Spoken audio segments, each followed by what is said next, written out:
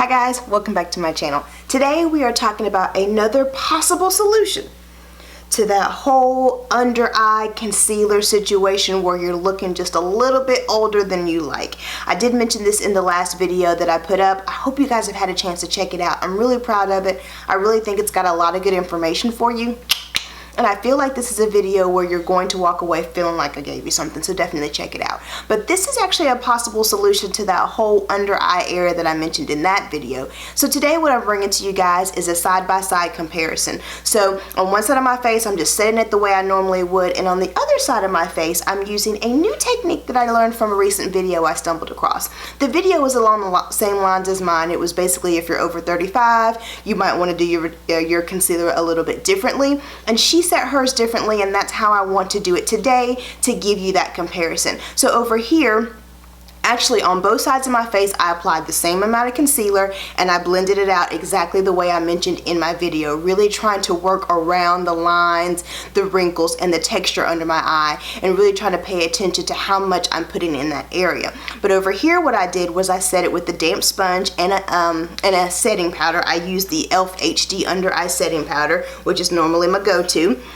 And then over here, I did the same process, but when it came to setting it, I actually used a damp sponge and my Urban Decay All-Nighter Setting Spray. Now in the video that I'm going to link down below, because I do want to give credit where credit is due, and I want you to be able to see the video in its entirety because she's got a lot of good information in it, but she used the Scandinavia Setting Spray, and I know that Scandinavia makes this for Urban Decay as well. I just don't know what version, but I, just for reference, am using the Urban Decay All-Nighter in this video for demo purposes. So what I'm going to do is I'm going to go ahead and put up a picture so that you guys can see what both sides look like up close. And now I'm going to go ahead and go throughout my day and just kind of wear both of them as usual. I'm going to come back later on and let you guys again see it up close, and let's see if maybe we have stumbled across another heavy hitting game changer. So stay tuned. Alright guys, so it has been about 8 hours since I put this on, from earlier today till now. So I've had this on for 8 hours, which is normally what I like to use for my wear test, because that's about a regular day for me. I'm going to insert a picture of everything up close so that you can really see what this looks like.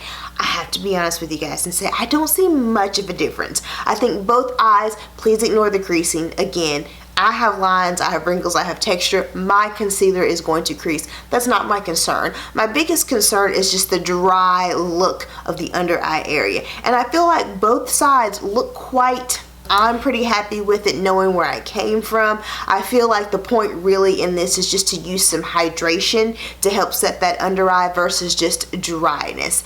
I do also think that the setting powder that you use on both situations is going to make a difference. I am definitely in the market for a new setting powder. I'm actually picking up the Hourglass Veil setting powder. I've heard really great things about that, and I feel like that's going to give me a little bit more of a hydrated look versus that dry matte look. But the point I feel like here is just to make sure you're using some type of hydration.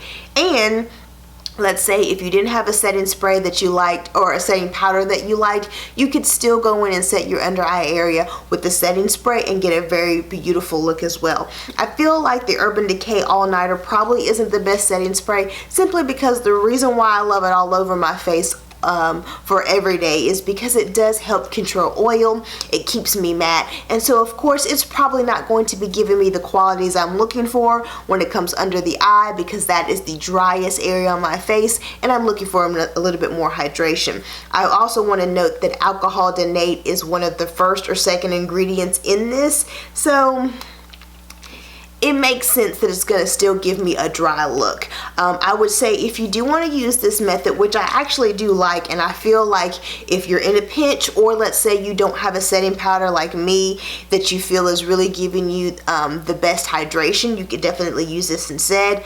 I would say probably reach for something like a Louis Luminous Glowy type of setting spray versus something that's trying to keep you matte all day long.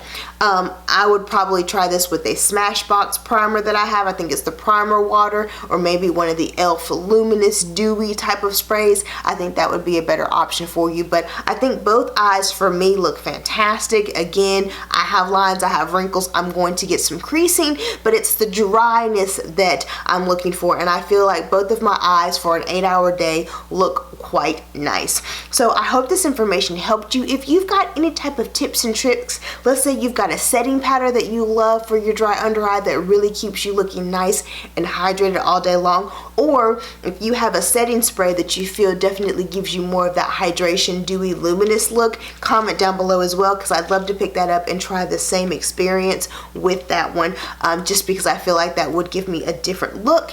I hope this information helps someone else out there. If it did, please give this video a thumbs up, and while you're here on my channel, take a look around, see what else your girl has to offer, and if you're liking what you're seeing, hit that subscribe button, and I hope to see you in my next video. Bye!